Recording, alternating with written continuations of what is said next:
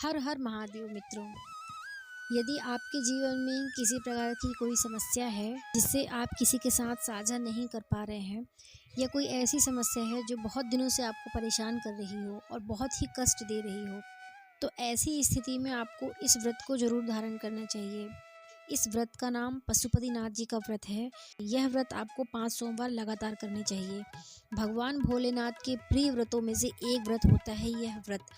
इस व्रत का नाम बहुत कम लोगों ने ही सुना होता है, लेकिन यह व्रत बहुत ही लाभकारी होता है। शास्त्रों में बताया गया कि पशुपति व्रत रखने से व्यक्ति के जीवन की हर परेशानी दूर हो जाती है और उसकी हर इच्छा पूरी होती है। अगर कोई व्यक्ति कर्ज के नीचे दबा हुआ है या अपने वैवाहिक जीवन से परेशान है, तो उस व्यक्ति को यह व्रत जरूर करना चाहिए। यह व्रत बहुत ही सरल होता है। इसे रखने के लिए कोई शुभ मुहूर्त या कोई खास दिन की आवश्यकता नहीं पड़ती है। तो आइए जानते हैं कि कैसे रखें पशुपति व्रत और क्या होते हैं इसके नियम। इस व्रत को किसी भी महीने के शुक्ल पक्ष या कृष्ण पक्ष से शुरू किया जा सकता है। बस ध्यान रहे कि इस व्रत को करने के लिए सोमवार का दिन होना चाहिए। अगर आप अपने मन के मुताबिक फल पाना चाहते हैं तो इस व्रत को पूरे विधि विधान के साथ करें। शास्त्रों के अनुसार इस व्रत को पूरे 5 सोमवार तक करना चाहिए, तभी यह व्रत आपको फल देता है। सुबह अच्छे से स्नान करने के बाद मंदिर में पहुंचकर सबसे पहले भगवान शिव को प्रणाम करें।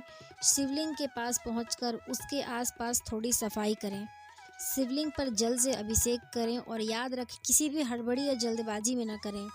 धीमे धीमे से जल की धार शिवलिंग पर चढ़ाएं और मन ही मन ओम नमः शिवाय या श्री शिवाय नमस्तुभ्यम मंत्र का जाप करते रहें। घर पहुंचकर आप जो पूजा की थाली भगवान शिव के मंदिर में ले गए थे उसे अपने घर के मंदिर में रख दें। इससे आप कोई भी सोमवार से शुरू कर सकते हैं, पर यह याद रखें कि यह व्रत बीच में छूटने ना पाए। सुबह एवं शाम के समय भगवान शिव का जल से अभिषेक करना है और पूजा करनी है। पूजा की थाली में कुमकुम, गुलाल, अबीर, अष्टगंधा, लाल चंदन, पीला चंदन, अक्षत जो कि बिना खंडित होते हैं। शाम के समय भी आप उसी मंदिर में जाएं जिस मंदिर में आपने शिव जी की पूजा की थी। शाम के समय उस पूजा की थाली में आप 6 घी के दिए बनाकर ले जाएं। उसी थाली में जो आप सुबह के समय पूजा में इस्तेमाल कर रहे थे, साथ में कुछ मीठा पकवान बनाकर ले जाएं, जैसे चूरमा, हलवा इत्यादि बना सकते हैं। उस पकवान के 3 हिस्से कर दें, जो कि जिसमें से 2 हिस्से आप मंदिर में रख दें और 1 हिस्सा अपने साथ ले आएं। दियों में से 5 दियों को आप भगवान पशुपतिनाथ शिव शंभू के सामने अपनी मनोकामना बोलते हुए जला दें। बाकी बचे हुए 1 दिए को अपनी थाली में वापस लेकर आएं और घर की चौखट में सीधे हाथ की तरफ प्रज्वलित कर दें। अब जब आप शाम का भोजन ग्रहण करें तो उस वक्त अपने बचे हुए प्रसाद के तीसरे हिस्से को ग्रहण करें। याद रखें कि पूजा की थाली में रखी सारी वस्तुएं आपको शाम के समय भी इस्तेमाल करनी है, इसलिए सभी चीज़ों को अधिक मात्रा में रखें। पशुपति व्रत में आप सुबह के समय साबूदाना की खिचड़ी, फल, मिठाई आदि फलाहार के रूप में ले सकते हैं। शाम की पूजा के बाद आप भरपेट भोजन कर सकते हैं। शाम के समय पूजा करने के बाद आप घर में बने सब्जी, पराठे या पूरी सब्जी का इस्तेमाल कर सकते हैं। बहुत लोग ऐसा पूछते हैं कि पशुपति व्रत में नमक खाना चाहिए या नहीं खाना चाहिए, तो इसके जवाब स्वरूप पशुपतिनाथ के व्रत में नमक को खाया जा सकता है और आप सुबह और शाम दोनों के समय नमक का प्रयोग कर सकते हैं। इसमें नमक के खाने की कोई परहेज नहीं है।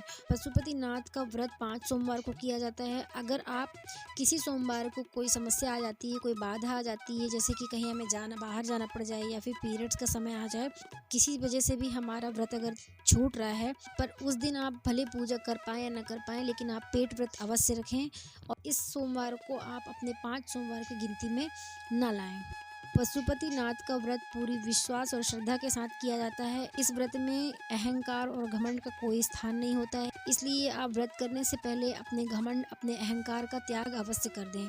भगवान भोलेनाथ को पंचानन भी कहा जाता है, इसलिए 5 दिए भगवान शिव के सामने जलाते समय अपने मन की कामना प्रकट करें कि आप अपनी इच्छा की पूर्ति के लिए भगवान पशुपतिनाथ का व्रत और पूजा कर रहे हैं। शिव पुराण के अनुसार जिस मंदिर में पशुनाथ का पहला व्रत किया जाता है, उसी मंदिर में 5 व्रत पूर्ण किए जाते हैं। व्रत के बीच में मंदिर को बदला नहीं जाता है। अगर व्रत के बीच में कहीं आपको जाना पड़ जाए तो वापस आकर उसी घर और उसी मंदिर में व्रत को आगे बढ़ाएं।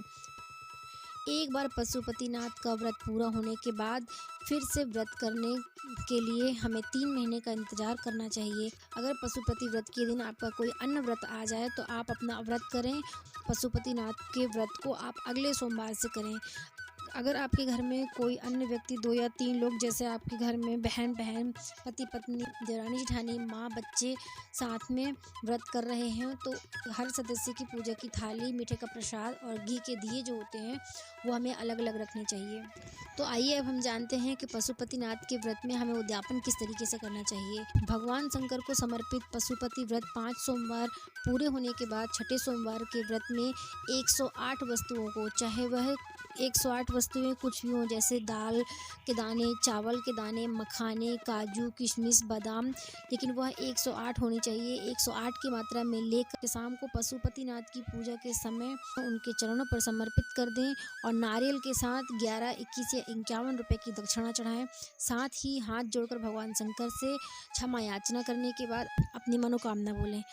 ऐसा कहा जाता है कि इस व्रत को करने से पशुपति भगवान अत्यंत प्रसन्न होते हैं और पूरे 5 व्रत होने से पहले ही आपको आपकी मनोकामना पूरी कर देते हैं। अगर आप अपने सच्चे मन और सही तरीके से इस व्रत को करते हैं तो जल्दी ही इस व्रत का परिणाम हमें देखने को मिलता है।